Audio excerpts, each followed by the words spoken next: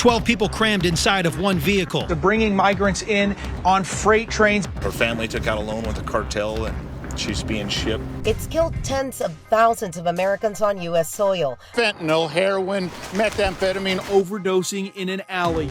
It's absolutely out of control. The tragedy of the fentanyl crisis on full display. The Sinclair cartel peddles this poison for one reason: to make money. The Trump administration cracking down on Mexican cartels. They took out an alleged drug boat. There's more where that came from. As long as the cartels are alive and well, I promise you, our border will never be as safe and secure as it needs to be. And until we defeat the cartels, we're really never going to have a safe and secure border.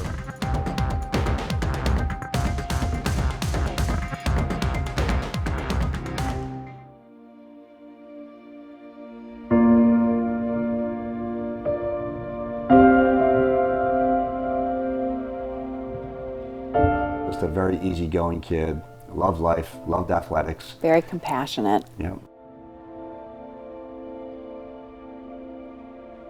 He was a very athletic kid with an amazing sense of humor. There's an emptiness and a void that's never going to be filled this side of heaven. There was a ring at the door, and it was a state trooper. And he said, are you Ray Cullen? And I said, yeah. And he said, do you have a son, Zachary? And that's when my heart kind of sank. And he just said, I'm sorry to inform you that your son's dead. We call it murder, but at the least, it should at least be called fentanyl poisoning, like he was poisoned.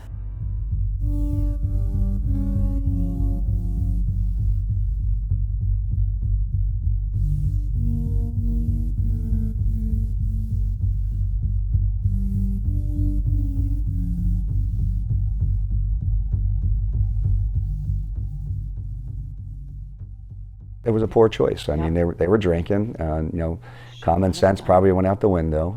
And Zach made that choice, and it cost him, and us. I just want to hold him again and hear his voice, and that's not going to happen. So it's just come to grips with that.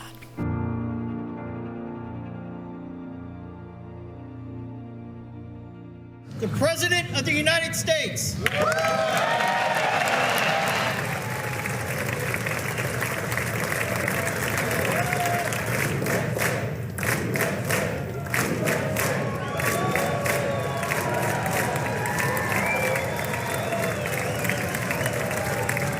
The territory to the immediate south of our border is now dominated entirely by criminal cartels that murder, rape, torture, and exercise total control. They have total control over a whole nation, posing a grave threat to our national security. The cartels are waging war on America, and it's time for America to wage war on the cartels, which we are doing.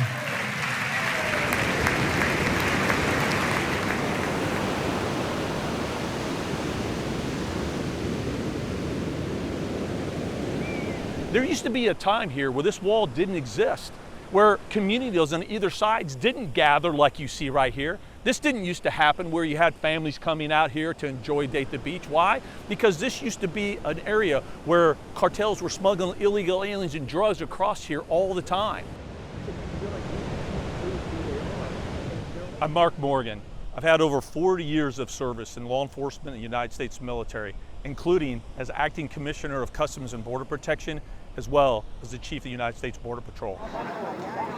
Scenes like these at the southern border, no more. After record-setting migrant encounters reported by U.S. Customs and Border Protection during the Biden administration, arrivals have fallen off dramatically.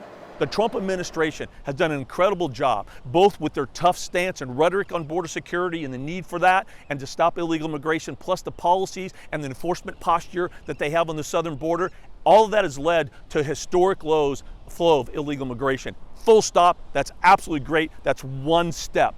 But the cartels are not done. Like I said, they didn't go home. They didn't take their marbles and just put their head between their legs. No, they've just shifted. And we're already seeing that right now. So if you look, meth Meth distribution and smuggling is off the charts. The manufacture of synthetic drugs is off the charts. Now we saw the cartels, they immediately shifted because they're losing revenue, billions of dollars because of lack of illegal alien smuggling. They just shifted now and they're working with South America. Now cocaine production is going up. So while CBP, their seizures at the ports are still pretty good, well, here's what we're seeing, and this is what people don't look at, is interior seizures. You're gonna hear from DEA, no doubt, meth seizures are going up, cocaine seizures are going up, pills are going up inside the United States, which means they're getting past our border. The cartels aren't done. I'm sure you're gonna hear from the Coast Guard about what they're seeing, on the sea, on the waterway, and how the cartels now are using additional resources and different avenues to exploit the sea to get into our country. All right, go.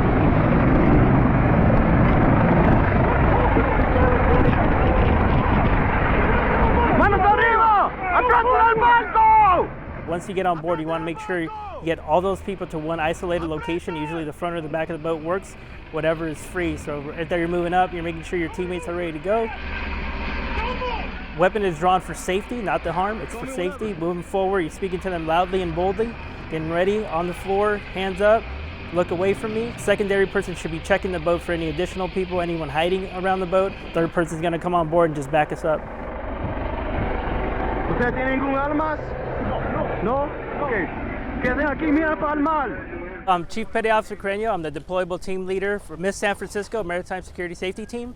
We have 05 teams deployed to the southwest border conducting counter-drug and migrant operations. It's pretty tight in here, but you have your 4 bucket seats. A crew of 4 is usually what's manning this. You have your standard boat driver, your comms guy, and usually you have your 2 aft gunners in the back. It's pretty standard operating for the Coast Guard. This is the worst package we have. At least it has a handle. Doesn't matter who it is or what it is. If they're smuggling, running drugs, they're running people. It's not safe for our public, so we're going to stop anyone, and we believe everyone's a high-value asset. The cartels aren't getting all their products across, whether it's people or drugs or guns, right? So we're bankrupting them slowly. And they're taking to Maritime more, whether it's San Diego or Florida. As we block up the border, they start using the water. That's a good run. I could use that. They block up the border, we start using the water. And that's what happens. They start using the water. We've increased Navy ships. We've increased Coast Guard. We've increased CBP, Air and Marines. They even actually developed small submarines. You saw that, right? That's gonna be hard to get on. Alto Tupaco! Every single day, the cartels are involved in a persistent, ongoing, multi-pronged attack to do everything they can to push as much criminal activity into this country for their profit, no matter what the cost. And the only thing they care about, the bottom line, is money, increasing their bank accounts. If anybody or anything gets away, that's going to be collateral damage, and they won't think twice about conducting a level of savagery that most people think is unheard of. The entity that's directly responsible for 100,000 deaths, drug-related deaths, fentanyl poison, year after year after year, there's only one entity that's responsible for that, and that's the Mexican cartels. They are pushing the drugs and the fentanyl poison across our border every single day, killing 100,000 Americans. I always remind people to put in that perspective. In 1 year, what the cartels are pushing across this border are killing more people in 1 year in this country than the Iraq, Afghanistan, and Vietnam wars combined, and a couple of those wars were 20 years long.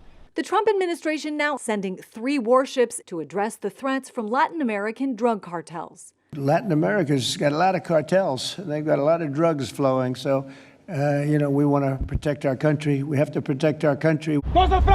Look, the last time I checked, we don't need another country's permission to safeguard our own national security. That's what we're talking about. And I believe the next step that has to happen is the authorized use of military force. We do need to use precision, kinetic, surgical military operations. We have new video showing the moment a U.S. airstrike takes out Tren de Aragua gang members. The boat is destroyed. There's more where that came from.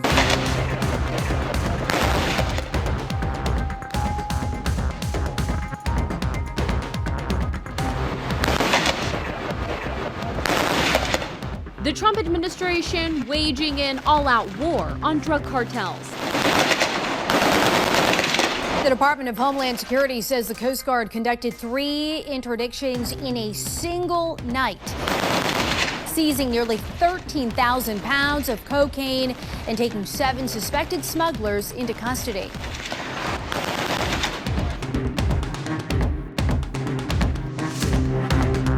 In early September, U.S. forces destroyed a suspected Tren de Aragua drug smuggling boat in the southern Caribbean with a precision airstrike that killed 11 suspected traffickers. There's more where that came from.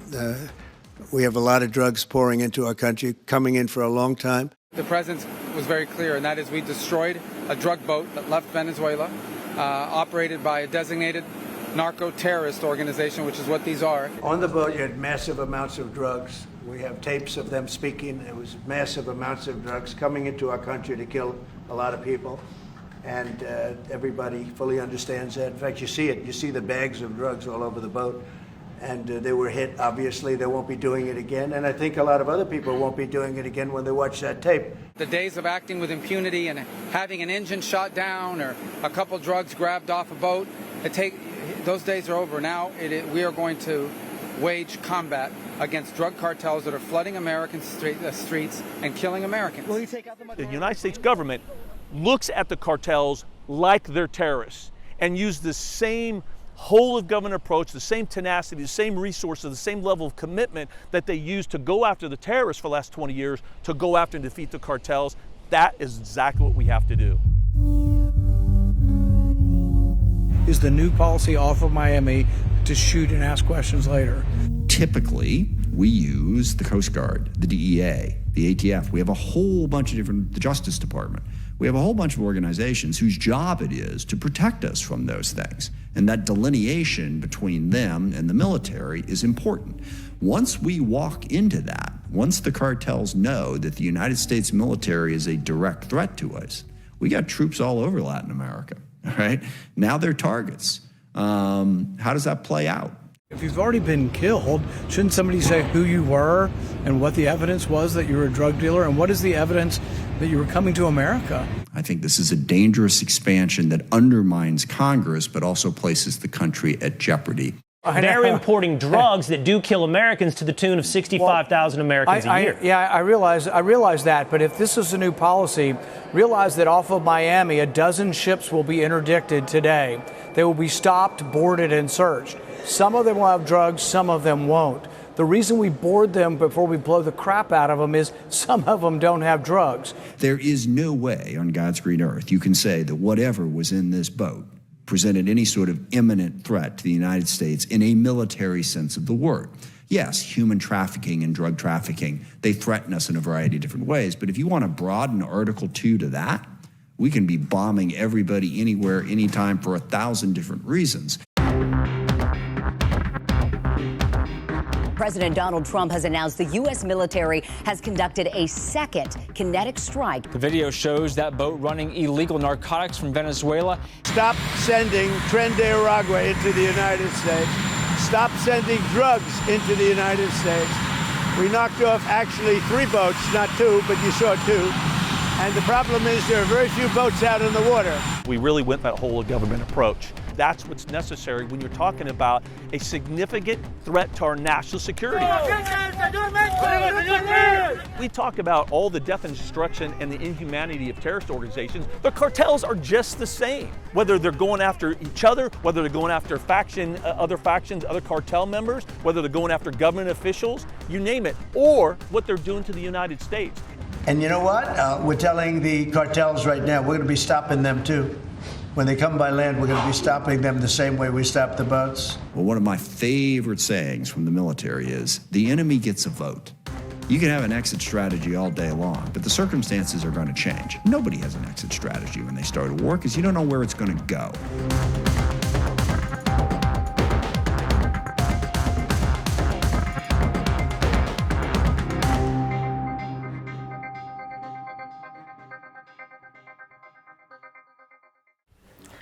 The door opens to a bedroom filled with emotions, left mostly untouched, memories to honor their son. As Jennifer and John Epstein publicly share Cal's story in the community, they continue to face questions about how he died. They ask what problems Cal had or what signs did we miss. For Cal, there were no signs of addiction. They were aware of their 18-year-old son's anxiety, and he was getting help. But home from holiday break after his first semester at the University of Hawaii, John said Cal may have been stressed. It led to a mistake they never could have expected. He sought out an oxy, and he got it on Snapchat, but it turned out to be filled with fentanyl, and he never stood a chance. 2 milligrams of fentanyl is a lethal dose. These oxycodones typically have about 1.5 to 2 milligrams of fentanyl in it, so it's just a much more potent opioid. They've actually gotten much better at making them more of a uniform look, and some of them are almost indistinguishable from the actual commercial product, a legitimate product. I'm James Malone. I'm the laboratory director of the DEA Southwest Laboratory. The laboratory is here to analyze any type of evidence that's seized, in this case mostly federal evidence. We're just going to do a color test for methamphetamine. So it's a two-step. There's a A solution and a B solution, and we're going to see a color change once we introduced meth and add the second solution.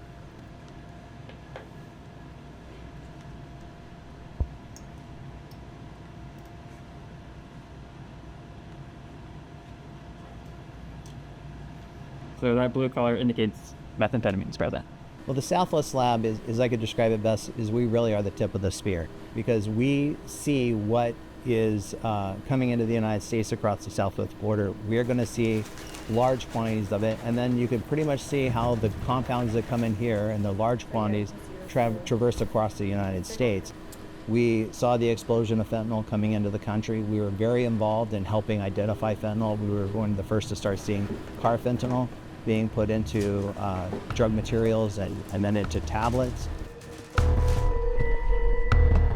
Fentanyl and methamphetamine are by far the biggest problems that we have across the country. These synthetics have largely replaced those traditional drugs like cocaine and heroin. My name is Joe Hathaway. I'm the acting special agent in charge for the San Diego Field Division. DEA's mission is to tackle the criminal organizations that are trafficking drugs into the United States, specifically here in San Diego, the Mexican cartels. The cartels do constantly change these drugs. They add adulterants to them. There are 2 new drugs being seized by police and being found in the systems of overdose victims throughout our country. Drug cartels are adulterating these fentanyl pills with other drugs to boost their strength. Drugs such as xylazine, which is an animal tranquilizer. But they're also using nitazine, like etonidazine, protonidazine. Nitazines are a group of compounds developed in the 1950s as painkillers but were never approved to market. And that can water down or even harm the effects of the overdose reversal drug Narcan. It's a huge problem, these fake pills that are floating around out there that look, in many cases, identical to a legitimate pharmaceutical product, but they have a deadly dose of fentanyl or methamphetamine. And a student or somebody might take something that they think is one thing, and it's obviously a counterfeit fake substance, and it unfortunately very often has tragic consequences. Those who traffic in these deadly poisons will be put behind bars for a very long period of time. The president recently signed the Halt Fentanyl Act, which again helps us tackle this problem. As these new substances emerge, these fentanyl-related substances, it allows us to treat them all as a Schedule I drug, which makes it easier for us to build a case against these fentanyl trafficking organizations. So we document the logos, any logos or writing that we might find, and we send that to our special program called Fountainhead, and they will collect all of those markings, and they can tie that back to a certain drug cartel. The same thing with the powder. We will remove about 1 gram and send it to our special testing laboratory, and then they can do a source determination. We can analyze those really trace components in there and say, what is this fentanyl manufactured from? What is the starting material? What methods were used to synthesize it? And then we can target those precursor compounds. Or we may even be able to tie some of those cases to individual cartels and distribution networks. It's estimated that 97% of illegal fentanyl entering the U.S. comes from the People's Republic of China. The House Select Committee on the Chinese Communist Party says the CCP incentivizes Chinese drug makers to export fentanyl precursor chemicals. Chinese criminal organizations are a huge part of this. They provide the precursor chemicals that go into Mexico that are used to produce the drugs. And though officials there take steps to prevent the sale of these drugs within China, they do almost nothing to stop its companies from selling to other countries, especially the U.S. Then after the drugs are distributed and sold in the United States, we see Chinese money laundering organizations that are involved in laundering the profits, back into Mexico and across the world, that profits that are generated from the sale of illegal drugs. These are massive criminal organizations that generate a huge amount of money, and they represent a national security threat to the United States in a lot of unexpected ways. We can see that many times the money that is generated from selling drugs can be used to finance terrorist organizations, and that is obviously a huge problem. That's exactly why the president labeled the cartels a terrorist organization. We, Americans, are paying with our life and our financial well-being every single day because of what the cartels are doing.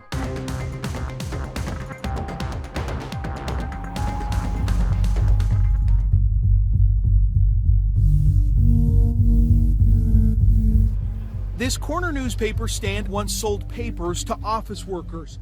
Now they pass out Narcan to drug users. It don't bother me. Yeah. I'm open about it. Travis Hudson agreed to let us film him as he and his friend smoked fentanyl. Do you want to get into rehab? I do, and I want to do more than just this, because I'm capable of doing more than this. He said he's been offered rehab before, but keeps coming back to fentanyl. As Travis sits out as high on a street corner, sirens and flashing lights swarm in as someone else is overdosing in an alley. Paramedics did CPR for 15 minutes, then called it. The white sheet went on, the crime tape went up. We watched as a transit cop cleared an entire block today. As soon as he left, the public drug use continued. It's absolutely out of control. And that's been a huge problem in recent years in the U.S. is just the number of drug poisonings and overdose deaths, well over 100,000 a year, largely from fentanyl. The cartels represent an existential threat to our nation's safety and national security, 24/7, 365. These organizations, they have no respect for the rule of law. They don't care about the well-being of the consumers that are taking their product, and they'll do anything they can to make a buck. We're here to protect American lives, save American lives by going after these transnational criminal organizations that are putting poison on our streets. A pile of pictures is all Jeff and Catherine Freeman have left to remember their son Tanner. Tanner was my son. He was all I had. The family from Yukon, Oklahoma never expected their only child to get mixed up with hard drugs like meth. It just kind of progressed from the pot to stronger stuff. 3 weeks after leaving treatment, his dad found him unresponsive in his bedroom. I walked in and I found him face down. He was face down into the tinfoil and he was gone. There's not a day that goes by that I don't think, when I close my eyes at night, that's what I see. No one should have to find their loved one like that. Nobody. It was 100% fentanyl, not mixed with meth, not mixed with heroin. It was 100. We had no chance.